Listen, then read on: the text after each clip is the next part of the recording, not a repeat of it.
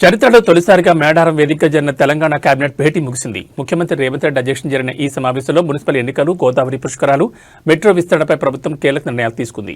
Municipal ఎన్నికల నగారాకు సంబంధించి రాష్ట్ర వ్యాప్తంగా గడువు ముగిసిన 116 మున్సిపాలిటీలు, 7 కార్పొరేషన్లలో త్వరలోనే ఎన్నికలు నిర్వహించాలని కేబినెట్ నిర్ణయించింది.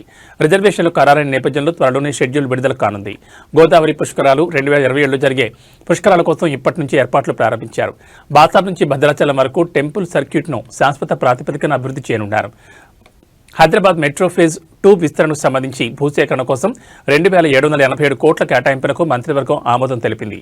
ములుగు జిల్లా రైతాంగం కోసం పొట్లాపూర్ ఎత్తిపోతల పథకానికి కేబినెట్ గ్రీన్ సిగ్నల్ ఇచ్చింది. వీటితో పాటు రాష్ట్ర వ్యాప్తంగా 14 ప్రాంతాల్లో ప్రభుత్వ సంస్థలకు భూముల కేటాయింపుపై కూడా కేబినెట్ నిర్ణయం తీసుకుందని మంత్రులు వెల్లడించారు.